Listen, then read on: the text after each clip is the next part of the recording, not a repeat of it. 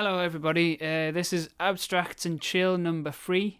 This is an uninterrupted free flow of thoughts and paint by Glenn Wilkinson on the YouTube channel Glenn Art Stuffs.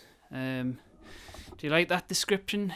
Uninterrupted flow of paints and thoughts. That was a description of this series of videos that somebody else gave in the YouTube comments, and I liked it, so I decided to adopt it.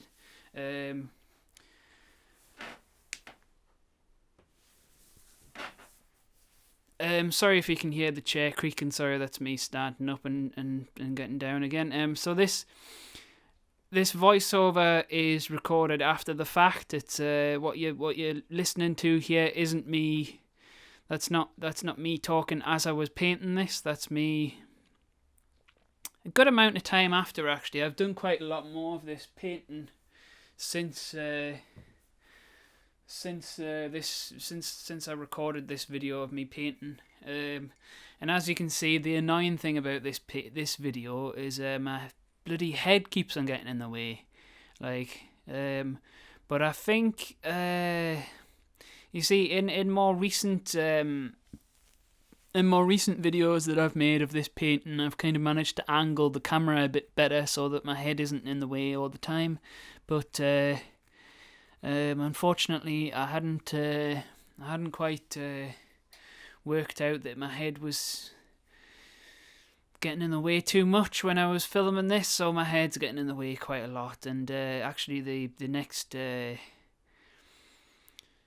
I don't know, a few of the like I've edited together some more of this footage actually since putting this video together as well, and actually I've realised my head gets in the way in quite a few of the rest of the videos as well, and it's really annoying.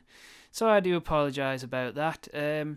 But what is this today? Right, well, basically, if you haven't heard this before, it's kind of just a something that you can put on, if you're kind of maybe if you're working or something, if maybe if you're drawing or something, you need something that you want to put on in the background while you're doing it. A long video. This video is basically that. Basically, it's just something you can have on and just chill to. That's the reason why it's called Abstracts and Chill. Just going to be some real-time footage of me painting an abstract painting, with me just talking over the top of it. I'm currently sitting in my shed, which, if you've heard this thing before, you'll know that that's where I record the sound for all of my videos. I do the painting in my kitchen and I record the sound in my shed. It's currently snowing outside. There's snow all over the ground. And I'm sitting in a wooden hut, wearing a pair of slipper socks. There is a radiator in here though. There is a little oil radiator in here to heat the place up, so it's not too cold. I've got my hat and my snood on, so I'm wrapped up. But I've took my coat off because it's actually it's warm enough just to sit here in my hoodie, so that's all right. I'm sitting here with a cup of tea, but the cup of tea has gone cold, unfortunately, because I bought it out when I was initially setting up all of my. I've got a computer screen in here, a laptop, so I can sit and watch the footage that I'm talking over while I'm talking, and I've got a tripod with a sound recorder on, and setting all that stuff up. As I was doing that, my tea kind of got a bit cold. It's not really cold though. It's kind of lukewarm, so it's not so bad. So I'm still drinking it. No complaints here. And what I've also got is I've got two Jammy Dodgers. Now, those of you who are listening to this outside of Britain probably don't know what a Jammy Dodger is. and it's quite hard to explain because I think the word biscuit means something different in America, doesn't it? So if I say it's a biscuit, you'll probably get the wrong idea of what it is. So basically, you see, one difference between British English and American English is like if you take an Oreo for an example, an Oreo, I think Americans call Oreos cookies, whereas in Britain, an Oreo would be referred to as a biscuit.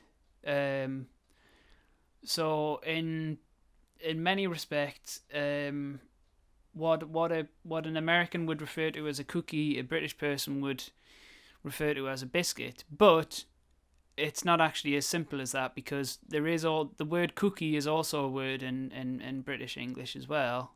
But the word cookie in British English tends to be used for like a narrower category of things.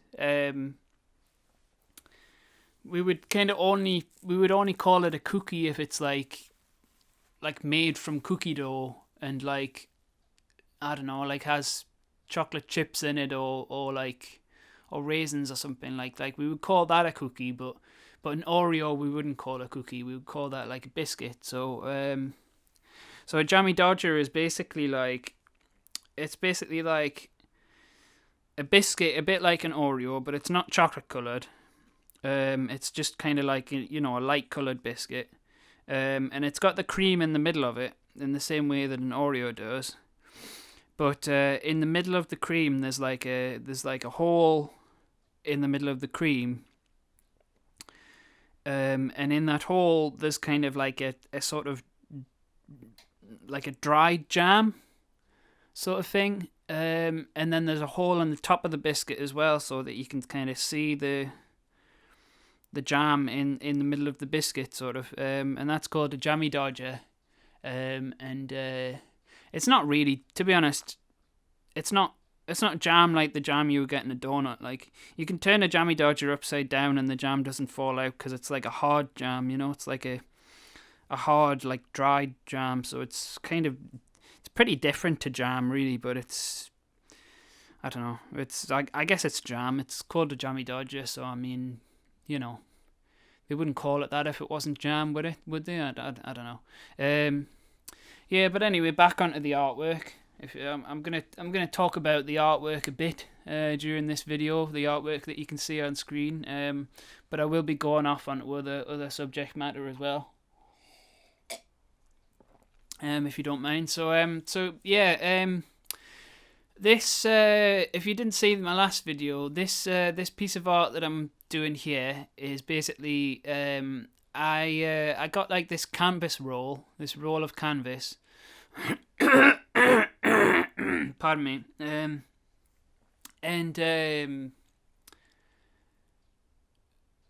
I just started painting on it basically. More. You see, I'm not really someone who does abstract paintings that much. But I do like abstract art as a viewer.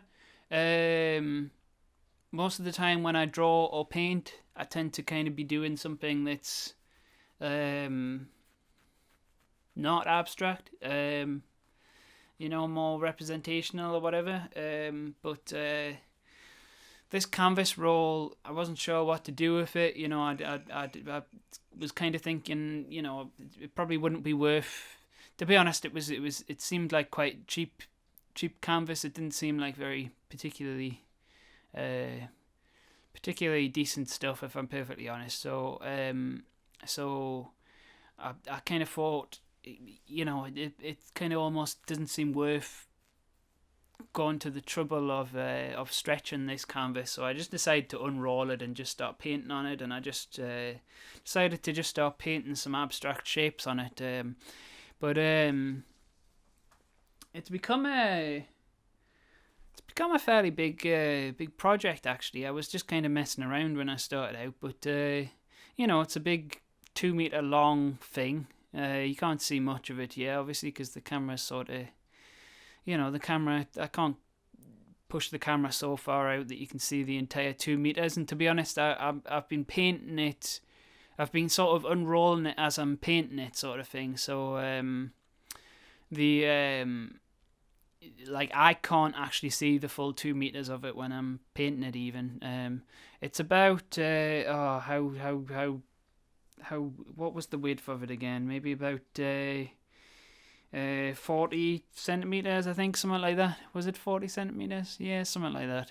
So it's a lot longer than it is wide. So it's kind of, it's a bit like a scroll, really. You know what I mean? And that was an idea when I first started painting on it. That was an idea that was kind of quite exciting to me. The idea of like having like a scroll, but I haven't been rolling it back up again after I've painted it, because I've heard that if you paint oil paints on an unstretched canvas, you've got to, don't.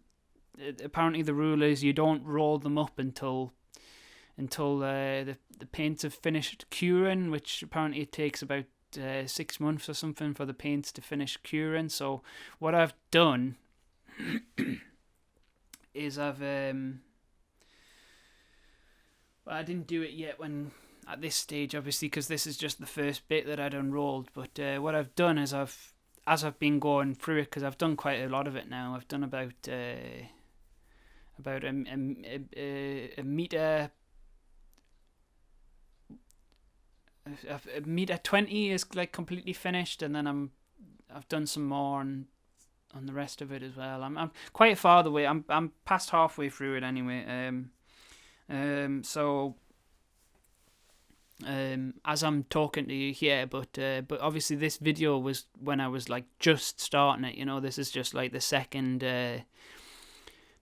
session that I'd spent working on this particular piece of canvas. But what I've been doing is, as I've been working on it, I've been kind of working along, and I've been unrolling more of it gradually as I've been working along it.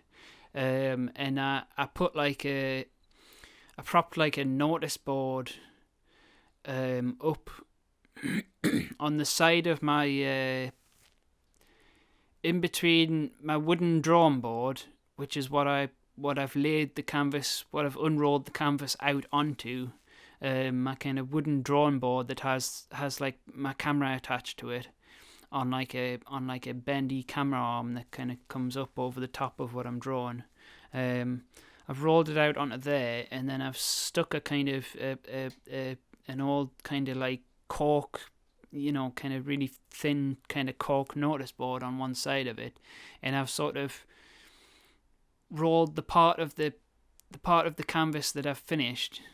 So this part that you're seeing now, actually, because obviously I've finished that by the time I'm recording this sound. I've kind of been rolling that up the notice board, and then kind of putting some of that like green artist masking tape on it, just to hold it up there so that it doesn't just slide back down again when I'm working on it. And I've just been gradually rolling it up there. I'm at the point now though where it's kind of came off the top of the notice board. It's kind of, the part that I've finished is longer than the notice board, so I've had to sort of like put like I didn't want it to sort of droop down the other side of the notice board. So I've sort of taped like a cardboard tube to the back of the notice board, and I've kind of used that to kind of hold the top of the unstretched canvas, to stop it bending too much at the top. I don't know if that makes any sense to you whatsoever, but anyway, Christ, that's a big long description about something that you're probably not that interested in. I don't know. I'm thinking of when I've actually finished this this painting, when I've finished the whole canvas roll. When I've unrolled the whole lot and I've kind of covered the whole thing in paint, what I'm gonna do is I think I'm gonna make like a shorter video about this project.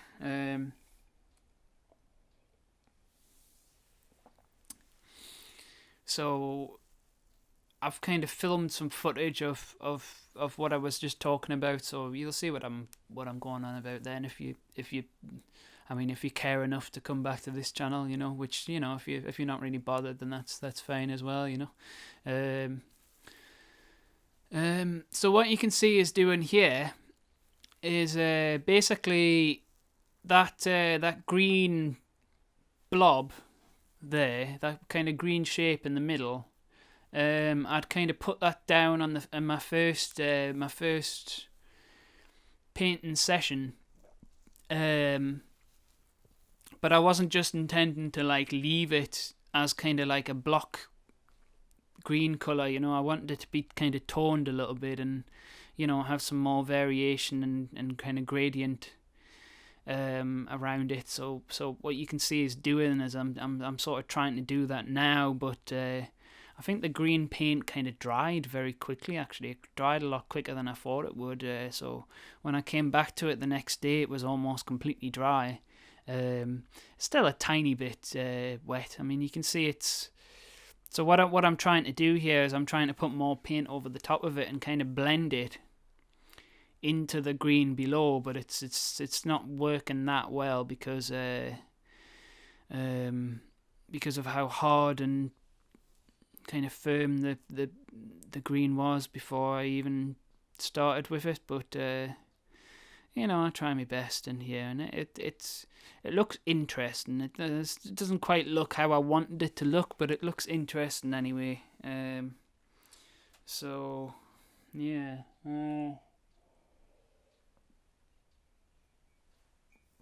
If you must know, I was trying to make it look concave. That's what I was trying to do. Which is why you can see I'm putting the darker colours up near the top, because I was sort of trying to make like a kind of like a shadowy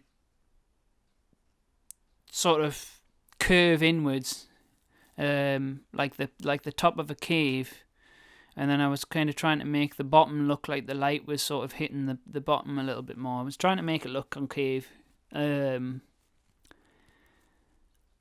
I don't know whether I succeeded in that or not, though. I'm not sure.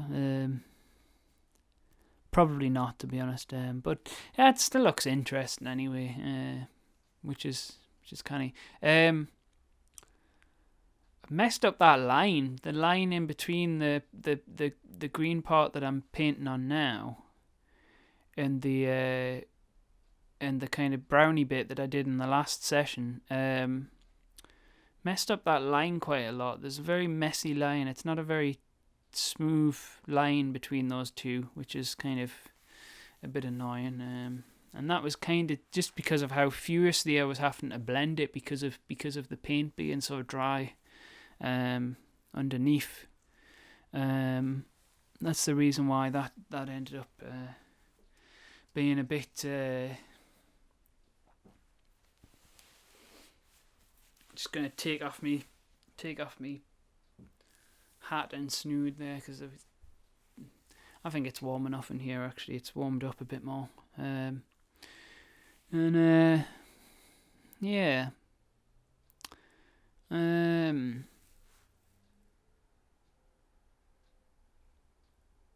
Okay, so one of the things that I've realized when I was, because this footage is all kind of edited together in real time, so it's in a lot of ways it's not really edited. Really, the only editing I've been doing really is like just sticking the different videos together. My camera can't. My camera doesn't necessarily film for sort of that long in one go. It maybe films for about an hour, something like that, and then the battery will go dead, so I'll kind of switch the battery and take the other one off the charger and stick another one on. That's not really an issue though, because I can just kind of go to the charger and just swap the batteries. Put one back on the charger and put one on the camera, the one that's been charging. So I'll just kind of swap them around. takes about the same amount of time for the battery to charge as it does for it to run out. So that's fine. By the time my battery runs out, the other one's charged up. So if I just kind of tag team the batteries, that's fine. But yeah, all I've been doing to film this all I've been doing to edit this basically is editing together those different bits of footage of me painting. I haven't been obviously speeding it up. This isn't a time lapse, it's completely real time. Usually I would speed them up a lot, I would do a time lapse for most of my videos, but for this series, this Abstracts and Chill, I've just been kind of doing, putting together real time footage. And then basically just taking the sound off it, because the camera has some sound on it, so probably the sound in the background, if you heard it, would just be like basically like YouTube videos, like podcasts and stuff playing in the background when I'm painting, or music or whatever. Listen to a lot of jazz, Thelonious Monk. Been listening to a lot of Monk recently when I've been painting. Also been listening to a lot of Karen Dalton. I like Karen Dalton, folk singer. She's pretty good. But yeah, just edit out that sound, and then stick the different videos together. So that each video is about the length of a painting session. This one's quite short. This one's only about an hour, because I was only painting on it for about an hour. In this particular session, some of them are a bit longer. And then I just put that. I'll kind of save that. I'll export that video. I'll put it on a memory card. I'll bring the memory card out. I'll plug that into my laptop inside the shed. Obviously bring my laptop out to the shed. And set up this microphone. Record the sound over the top of it. Then kind of put the memory card that has the sound on it into the computer, open up Premiere again, and then stick the new sound that I've recorded onto the video. It's probably pretty boring actually, just hearing me explain my whole process, but anyway, what I've realized recently is, like, this kind of seems pretty obvious, to be honest, but like, I've been spending hours and hours and hours on this painting. Obviously you haven't seen that yet, because this is only the second video of it, so this is probably only the third hour that I'm gonna upload to YouTube. But one thing that I've realized is, like, if I do this for like every single video that I've made for this painting, then I'm going to be spending as much time recording these voiceovers as I do actually painting the painting, which is kind of a bit weird. Like, I'm not sure what I think about that. Like, is that good? Is that bad? It does mean that I've got a lot less time to paint if I'm doing that. And it's a pretty obvious thing. I don't know why I didn't think of that when I kind of started making this video series. I think it was probably just because I don't know. I guess I thought when I first started on this project of painting this canvas roll, I thought that it would be something that I would just be kind of leaving and coming back to. I didn't think it would be like something that I would be spending all this time on in like one big bulk like this, like I didn't think it would be a project that I would do all in one go. I thought it would just be a project that I sort of put aside and then come back to it every now and then and things like that. But just talking all in one go like this does start to make your throat get a bit croaky after a while, doesn't it? But yeah, I thought it would just be something that I would put aside and come back to and stuff like that. But I've realised that it's this project's kind of grabbed my kind of artistic attention, should we say. It's grabbed my attention to the point where when it comes to deciding between doing this project or doing like another project, I tend to just choose this project because it's just been kind of, it's been fun, you know what I mean? Just kind of, I don't know. It's very primal. I think this project. It's very like, like I said, it's the free flow of paints. So it's kind of very unplanned, very very kind of go with the flow. Like well, it's pretty liberating, if I'm perfectly honest. Yeah, it's pretty nice to work on, which is why I've been working on it so much. I think, and it's probably, to be honest, it's probably going to change the way I work to a certain extent. I might make a lot more abstract work in the future. I might approach some of my non-abstract work, some of my representational work. I might approach that in a more abstract way, if you know what I mean. I might sort of approach that in a more free flowing kind of way. So yeah, it's probably changed the way that I think about art quite a lot. I've probably learnt quite a lot from this project.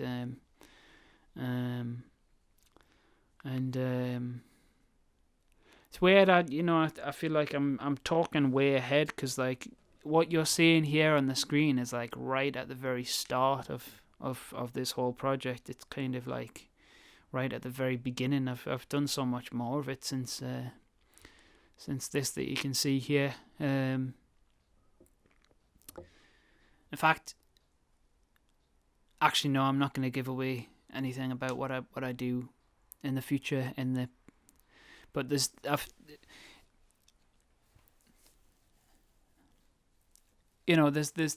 some interesting things that come into the painting kind of later on. It's not going to be covered in this video though. This video is just basically going to be me. I mean, this video is only an hour long, and it's just one painting session, and it's just basically me trying to do something with this big lump of green here. So like, but later on in the whole project, there's some other things that I kind of try and put into the painting, which are kind of interesting, which I've been having fun with. The one of the things that I'm thinking about with this piece of art is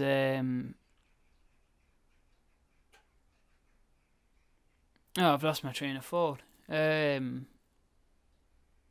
Oh yeah, one of the things that I'm thinking about, which I'm not sure if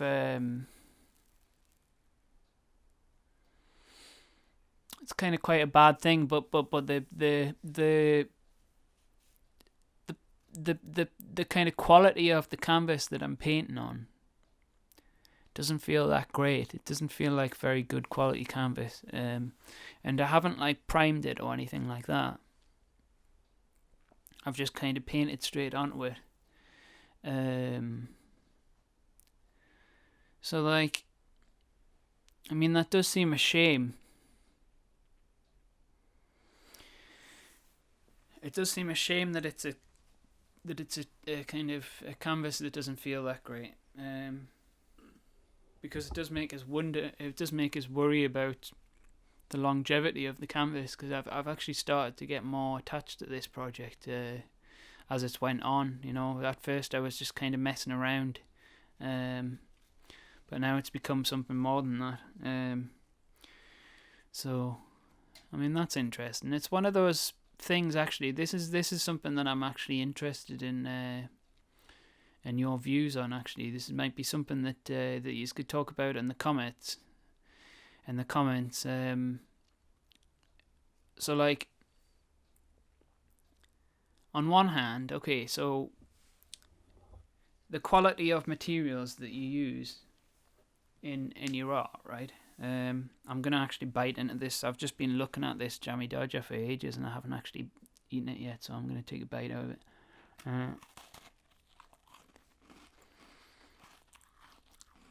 Right. So the quality of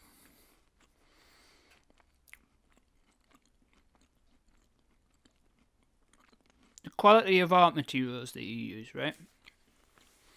So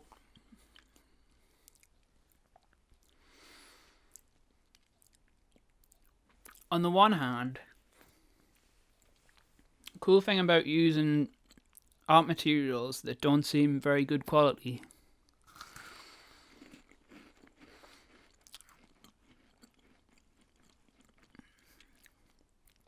is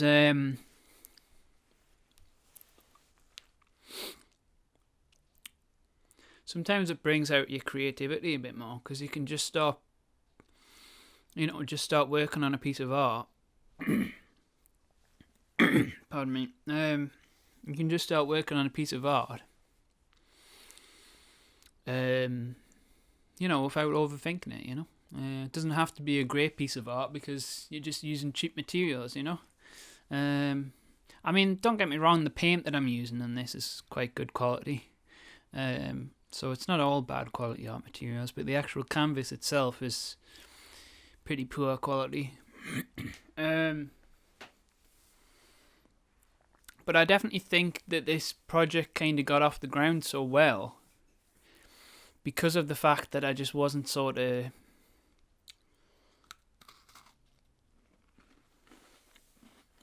wasn't really taking it that seriously. It just kind of, I just kind of jumped straight into it, just with the intention of just kind of messing about a bit, and things like that.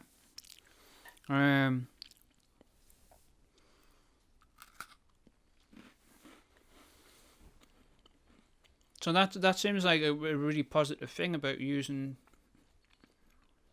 art materials that aren't good quality. The kind of cheaper, more bog standard art materials.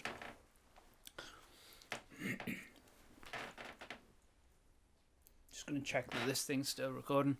But then the downsides of that is like, I mean, I was watching a podcast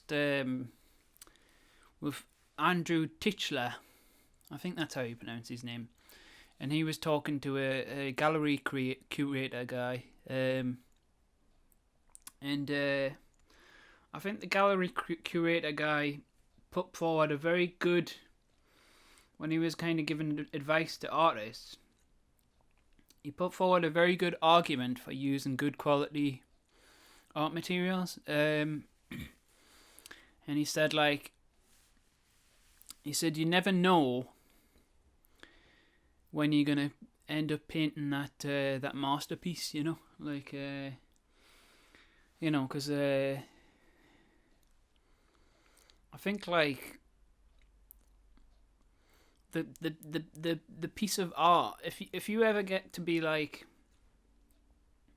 like a successful artist. I don't really know what the hell successful artist even means, but whatever. If you ever get to be like a successful artist, the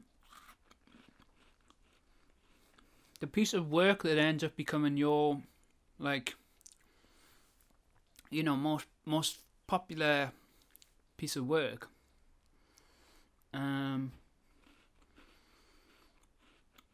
probably isn't going to be.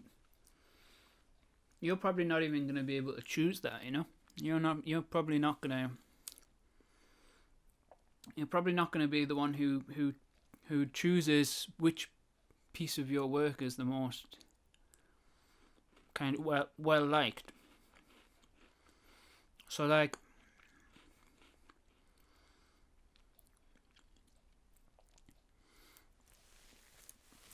obviously, as a creative person, it's best to just kind of keep working on stuff, and and not thinking about that too much. That's kind of pretty obvious. And you like don't be thinking like, if you actually set out to make like a masterpiece, when you sit down to do a piece of creative work, then you're not going to be able to make anything. You know what I mean? That's just way too much pressure you're putting on yourself.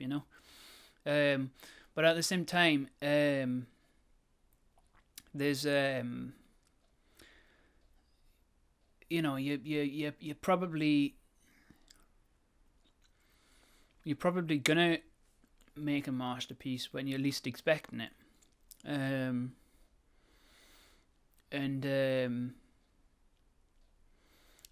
because you'll know whether it's a masterpiece or not when you look at it afterwards and you're like, that's actually turned out pretty well. You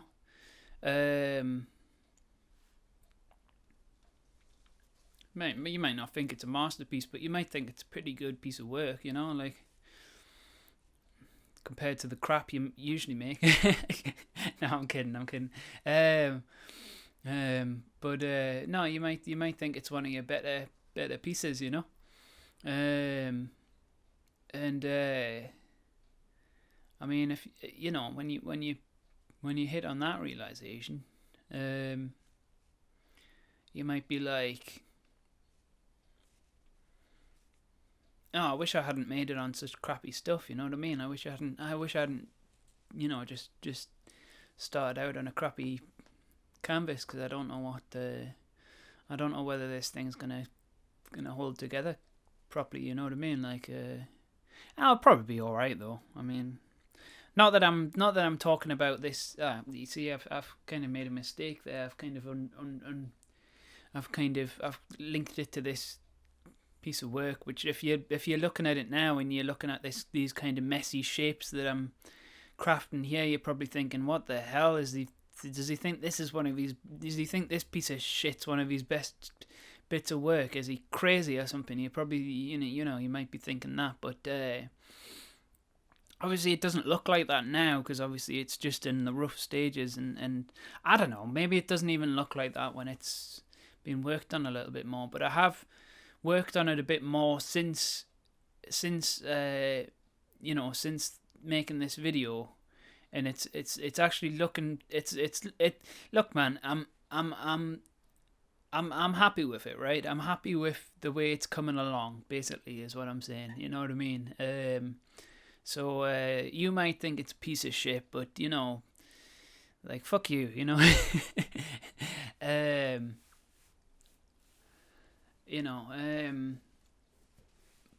But I wouldn't have even been able to guess that it would end up being a canny piece of work, that it would end up being a good piece of work just from looking at it how it is in this video. In this video it's kind of looking a bit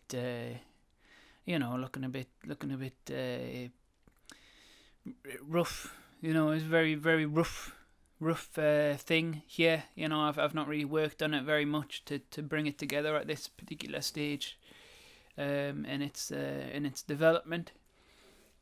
But it does evolve into something more interesting it has evolved into something more interesting as I've been working on it. And anyway, sorry, not to what I was going to try and do there was not to relate that question to my own work, but to just kind of ask the question in general. Okay, so right, you've got the advantages of working with the advantages of working with cheap material, which is that cheap material can often just inspire you to just oh God, I wish my throat wasn't so crappy. Cheap material can inspire you to just sit down and start going and just do something, and that can bring out your creativity in a really great way. You know what I mean? But at the same time, if you're doing something and it ends up being kind of good, right? but you've done it on something, you've done it on a piece of shit material, or with piece of shit materials, I mean, in some ways that's a bit of a bummer, isn't it? Like, I don't know, like, but I don't know. You say I don't know enough about canvases and art materials and things. So, like, I mean, I shouldn't assume that this piece of canvas is going to be that much of a piece of shit. You know what I mean? I mean, all that matters really is that it I don't want it to start falling to bits. You know what I mean? That's all. You know what I mean? I don't know. I don't know if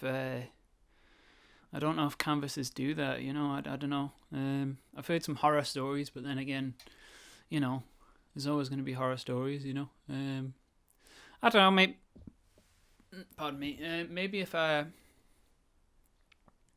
I work on, I guess as I'm developing as an artist, I might not even be that arsed about this piece anymore. You know what I mean? Like, but it's I've never just worked on like a massive big 2 meter long canvas before. You know what I mean? So this I don't know. I guess I'm struck by the spectacle of such a big a big canvas. I've the fact that I haven't finished it yet, but I've like I said, I've done more than half of it, and I'm getting towards the end of it now, ish. I don't want to tempt fate. I don't want to tempt fate because I always have that fear. That maybe I'm gonna not finish a creative project. You know what I mean? It's a very serious fear that you maybe have to think about because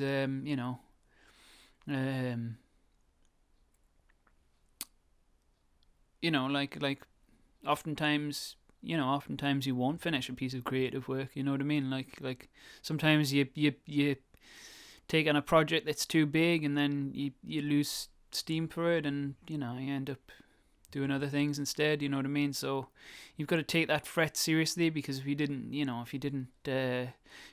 you weren't aware of the fact that was a possibility, then you'd probably just never push yourself to finish anything. You know what I mean? You would probably just stop working on something the second you run out of steam, and then you might not never have the amount of steam required to kind of get something finished. So a lot of the time you do just have to kind of brute force your way through something and get it done. You know what I mean?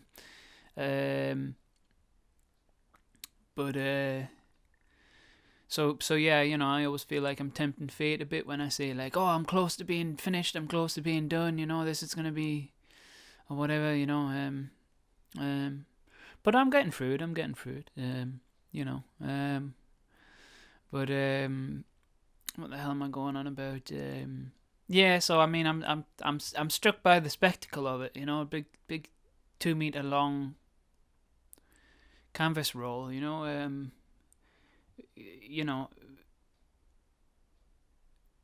It's gonna be the biggest like single piece of art that I've ever made.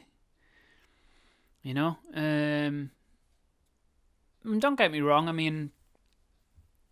Some of the comics that I've made in the past, if you laid all the pages of them out, obviously on the floor, they were much bigger than that. You know what I mean? They took up a lot more space, but they were individual pages. They weren't, even though they were one story, they were individual pages. But this thing's like one big solid piece of continuous painting across a 2 meter canvas. You know what I mean? I don't know. Like, I'm happy that I've done it. Basically, I'm happy that I've done it, and not sure what I should do with it when I'm finished it. Like, Does anyone actually know anything about that whole like gallery world or anything? Like, does anyone actually know anything about that? Because I know absolutely nothing about it. I know absolutely nothing about it. I've never had work in a gallery or anything like that. I haven't really been making art for very long. Well, not fine art anyway. I've always been making some kind of art, whether it be music or films or whatever. If you go back to the start of my channel, you can see that it's all about filmmaking. I might go back into filmmaking at some point. I don't know. I'm a bit of a jack of all trades, master of none. That's me all over. But you got to accept that about yourself. You can't kind of force yourself to stick on one thing forever if you're just not that kind of person. Sometimes a lot of people gotta have their finger in every pie, so to speak. And I'd say I'm possibly one of those kinds of people. You know what I mean? Gotta just be doing a little bit of everything.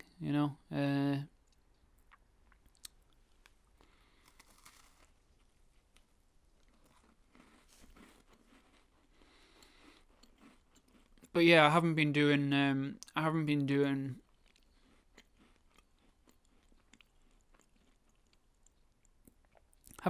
fine art for very long. I mean, if you'd even call what I do fine art, I don't know what you'd call it. Some people are quite pretentious about that kind of thing, but I don't give a shit.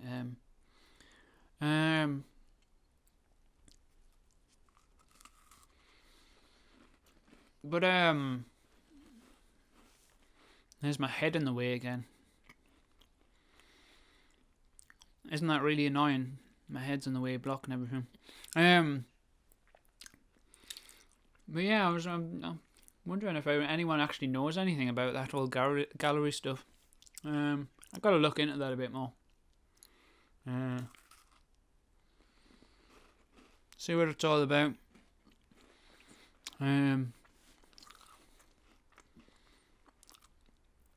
I'd like to be able to sell my work eventually, someday. That would be pretty cool. I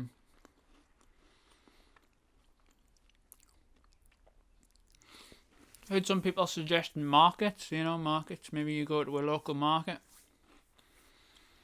Try and sell your art there. Some people say that's a good idea. Other people say that's a bad idea.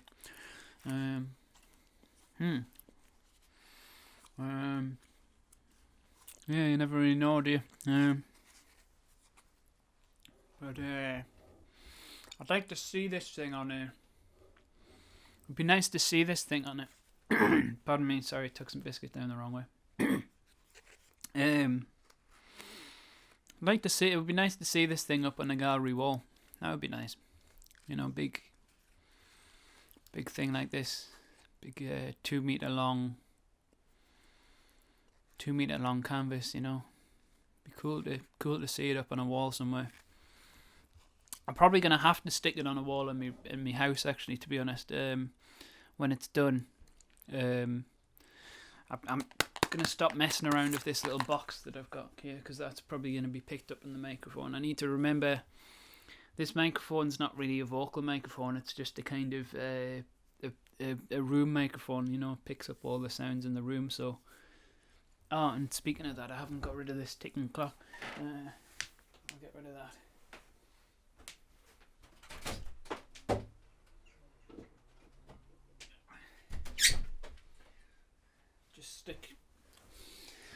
Just stuck the ticking clock outside, just for now. Stuck the ticking clock out in the snow, so it's not ticking away in the background. Hopefully you didn't hear it, or if you did hear it, hopefully you didn't focus on it, because hopefully my voice was enough to focus on, that you weren't just hearing tick, tick, tick, tick the whole time. Yeah, but I've got to remember that this microphone's a room mic, so it picks up everything in the room. So if I'm rustling around when I'm talking, it's gonna pick up and hear. I'm I'm somebody who does rustle around a lot. I tend to, pick up little boxes and kind of, fiddle around with them while I'm talking. This is almost like one of those ASMR videos, isn't it? Where I'm kind of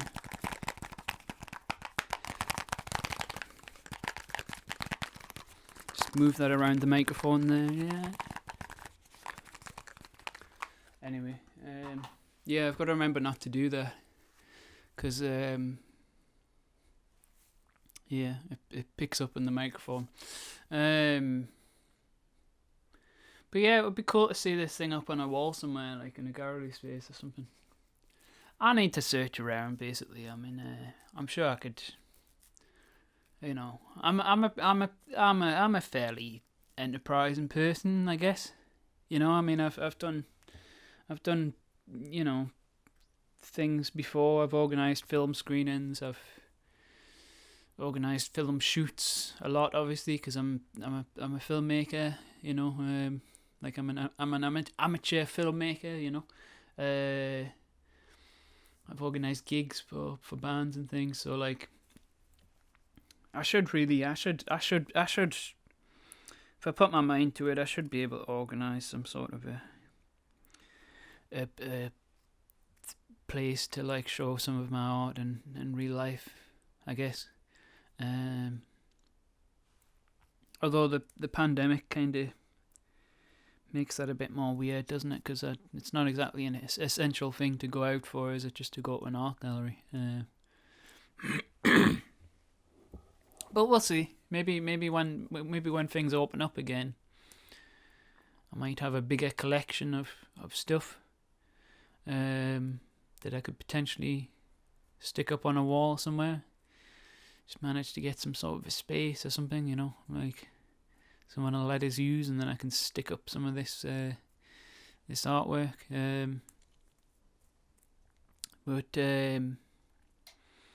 Yeah. So how's your day been? No, yeah, my day's been alright. It's been kind of. Been up to much? No, not much. Just drawing. Just listening to your video, Glenn. I just decided to put this YouTube video on and just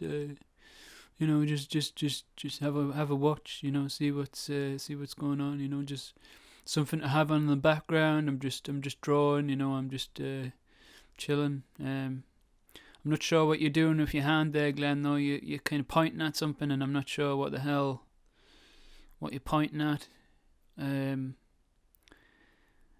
No, I can't remember what I was pointing at either. Other person who's watching this, I can't remember what I'm pointing at either. I don't know. And I think I might be going a little bit crazy from recording this sound recording. Because I've started to make up characters and talk to them. Which is kind of a bit strange. But maybe it works. Maybe it works as a rhetorical device. Maybe I can get one of those characters to kind of represent one of my demons. Be like, hey, Glenn, I'm watching this video.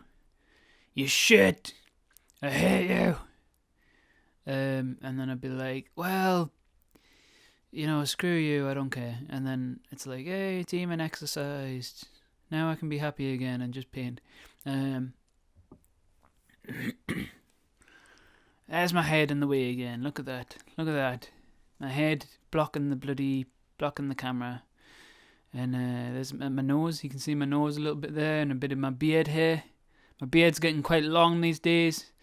Should explain, I'm not growing a beard for fashion reasons. I'm just growing a beard because it's a pandemic, and I thought it would be a good excuse to see how long my beard will grow. I think it's one thing that I don't know why, but I just kind of think like it's something that I'm curious about. Like what is it like to have like a big kind of like Captain Birdseye, Santa Claus, wizard type long beard, like what is it like to have that kind of length of beard, that's something that I'm a bit curious about. Alan Moore, he's another guy who has a big beard like that, I'm curious to see what it's like to have that kind of a beard.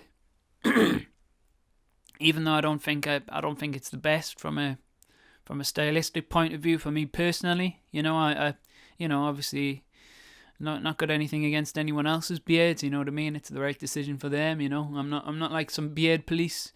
I'm not gonna not gonna stop people from growing beards. But for me personally, I don't think it's the best from a style point of view. But I am curious about it. I am curious about what I would look like with a big long beard. So I thought the pandemic, when we're not going out, we're not doing much, I thought it would be a good excuse to just let it grow, see what happens. So I've got got a bit of a bushy beard at the minute, but still not as long as. It's not long enough to satisfy my curiosity yet. It needs to be like full on, wizard Santa Claus, Alan Moore, Blackbeard, that kind of length. It needs to be that kind of length in order to satisfy my curiosity. As you can see there, I'm just scraping off some of that white. I think I probably put too much on it, so I just scrape it down a little bit. Scrape it down a bit with the palette knife. And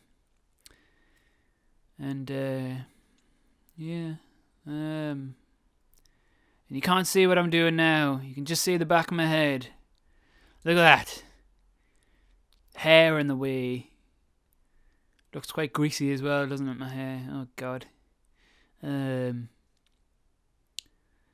the camera is autofocus, so it's just adjusted focus to kind of show my hair in detail, and the drawing board is shaking, which means the camera, which is attached to an arm which is attached to the drawing board, is also shaking. Or is it my head that's shaking, maybe?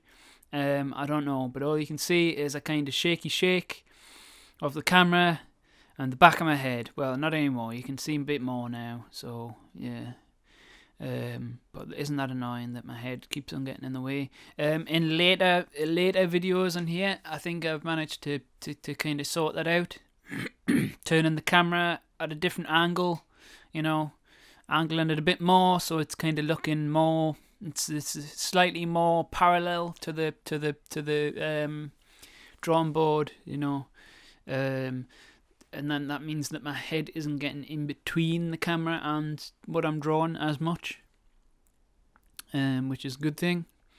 See, this is not a problem that I had as much when I was drawing in other mediums, and I think the reason for that is because when I was drawing in marker pen or when I was drawing in oil pastels, oil pen and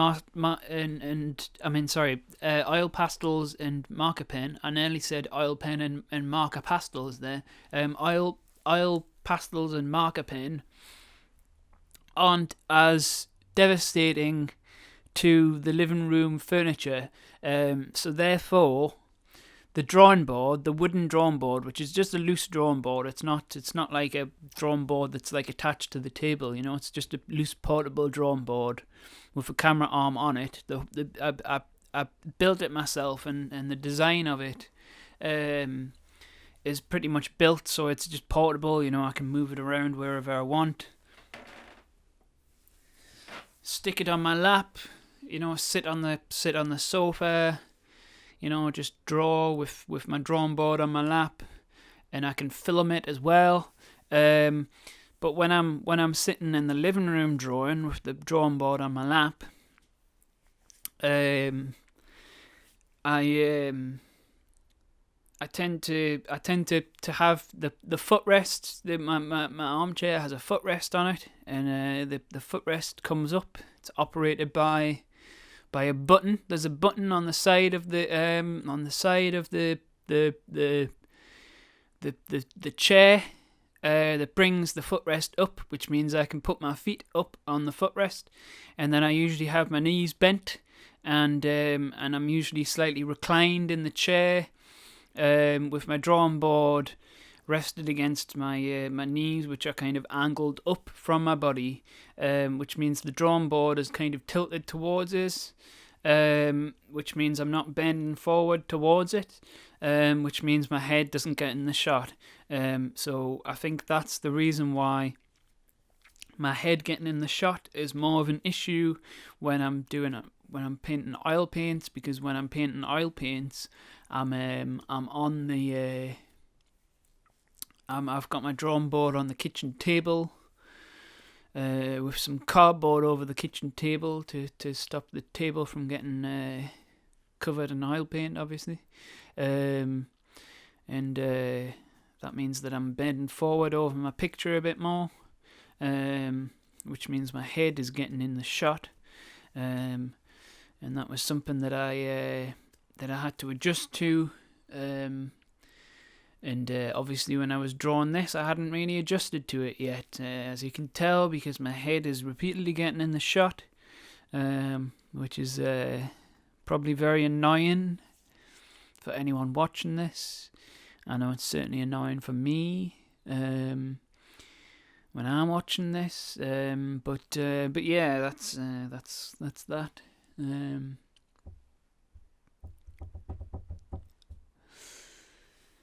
And,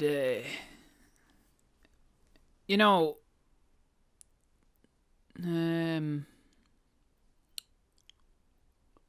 nice to sort out some kind of lighting as well, wouldn't it? So that my shadows aren't getting, I'm not casting shadows over everything all the time. I don't know whether that's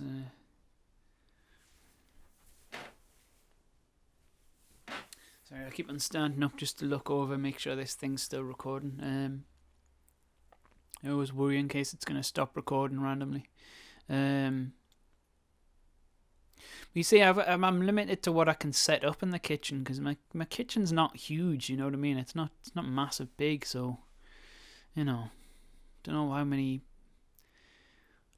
lights I can kind of set up over the kitchen table, and I do feel bad about taking over the kitchen table, which I tend to do when I'm doing my art projects, like if you go in my kitchen right now at the moment, there's a big 2-meter canvas roll, which is about 3/4 of the way unrolled, kind of rolled out across the table. It's kind of stuck to my I've got my drawing board on the table, and I've got the unstretched canvas kind of like taped to my drawing board with artist masking tape, and then I've got a unrolled canvas rolling up towards the ceiling, up a kind of arched notice board, and up a kind of cardboard tube that I stuck to the back of the notice board, and then there's just cardboard covering the whole table, and random jars of linseed oil and turpentine on the table as well. At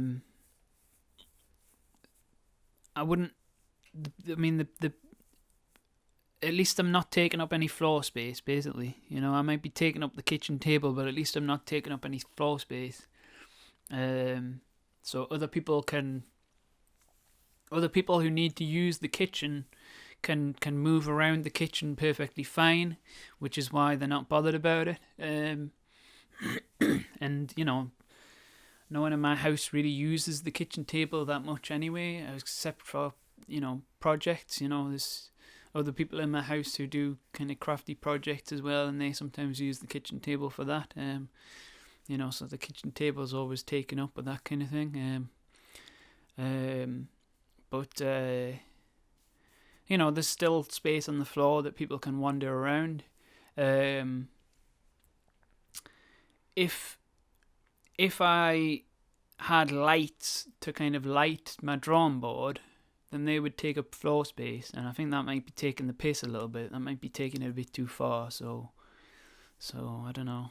But maybe, I could try and find a way, because obviously the whole reason for building this drum board that I use, this wooden drum board, was so that it was portable. Because I've got the camera arm just attached to the drum board, so I can just move the drum board anywhere. You know what I mean? And have the camera already attached to it. I don't have to reset up the camera every time I move the drum board. You know what I mean? I just move the drum board and the camera moves with it, which is, pretty convenient. But that's the direction that I think I need to go with lights. If I ever light this thing, if I ever manage to set up some better lighting, because what you're looking at here is just the kitchen lights, the normal room kitchen lights lighting up this this picture, I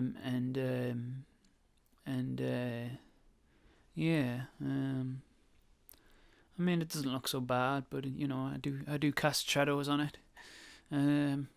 But yeah, if I was going to have lights, I think I would have to attach the lights to the drum board. So I couldn't have any of them big, like, softbox type things that some YouTubers have, like, over the top of their desks and stuff. Like, I couldn't really have that, because that's not portable. It would have to be something small that I could just attach to my drum board, maybe. But then, the problem is my drum board, everything I attach to my drum board affects the portability of my drum board, because if it's just got one camera arm coming up out of it, that's not too bad. I can kind of still maneuver that around the house pretty well.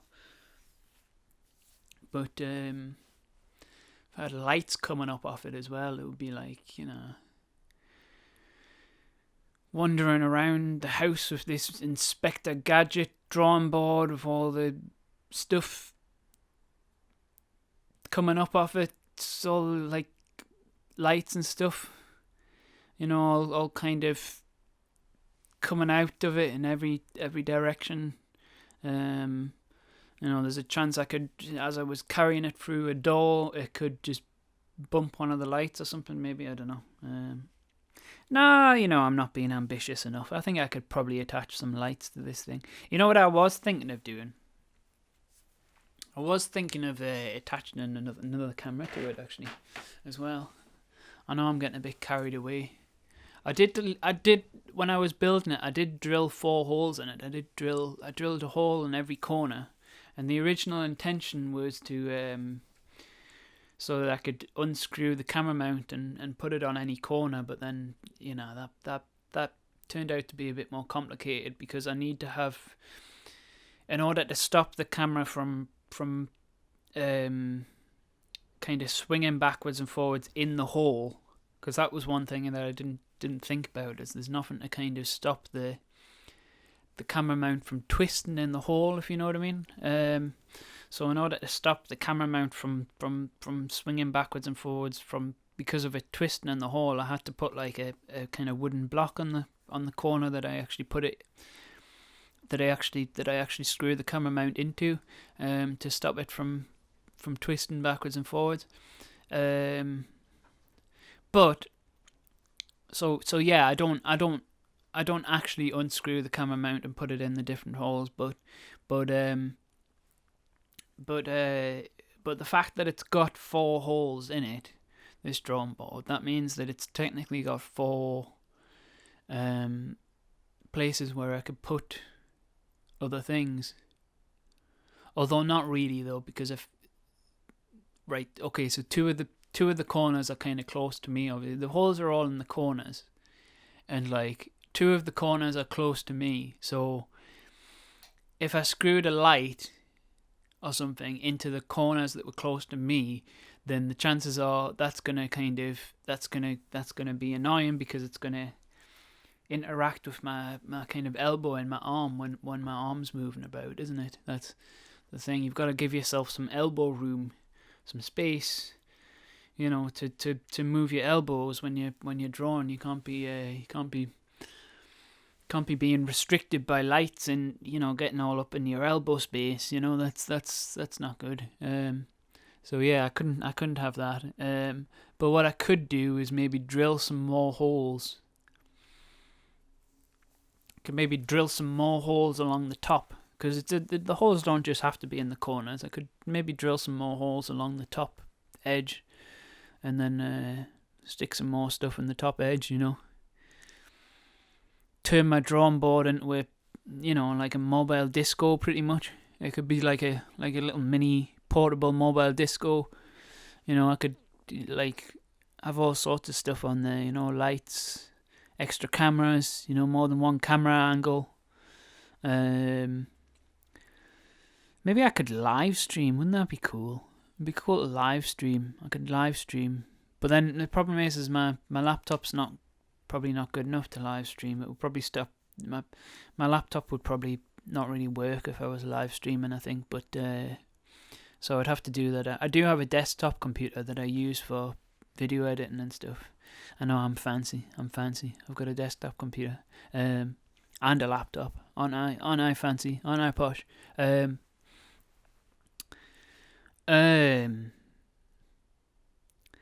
But yeah, I would probably have to use my desktop computer for live streaming, and I can't really. There's no space in my bedroom to do painting in there. I don't think,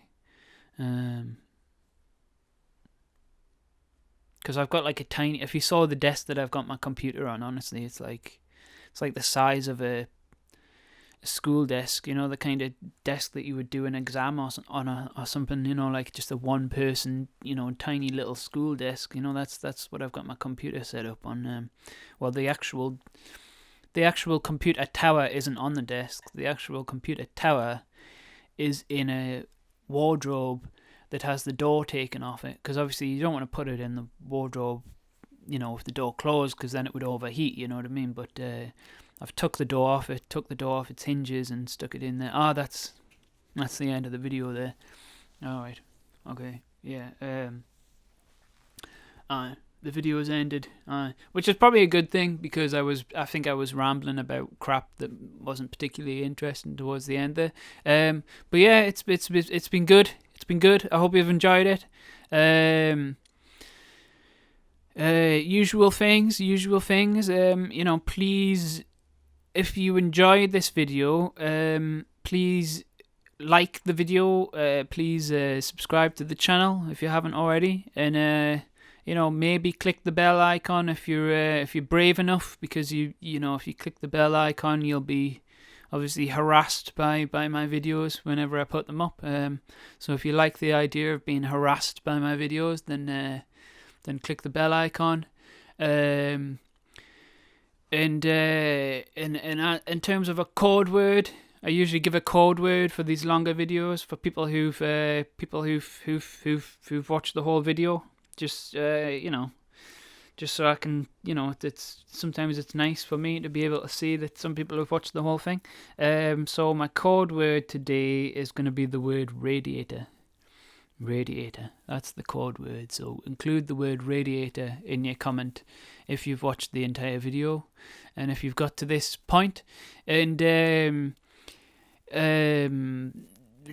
I've got some other ideas for videos as well. It's not just all going to be these abstract and chill videos forever now, if in case you're worrying about that, in case it's just going to be abstract and chill forever and ever now. There probably is going to be quite a few more abstract and chill videos if you like them, but if you don't like them, I've got some other ideas for other videos that I'm going to be making soon enough. So yeah, keep in touch. Keep on the subscriber list. Keep is it a list, the subscriber thing? Well, anyway, keep subscribed to the channel. Keep liking the videos. Keep commenting. I like reading your comments. You're all cool. You're all good. Make sure you're good to yourself. Don't be telling yourself nasty things in your own brain. Don't be letting your brain make nasty comments about you. I know you're all your own worst enemy, but I'm sure you're a canny bunch. And even if you've murdered someone, there's bound to be at least one person out there who loves you. So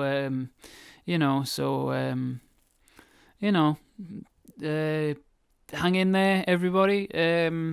Keep stay cool, keep on trucking, etc., etc., etc. Thank you very much for watching, and goodbye.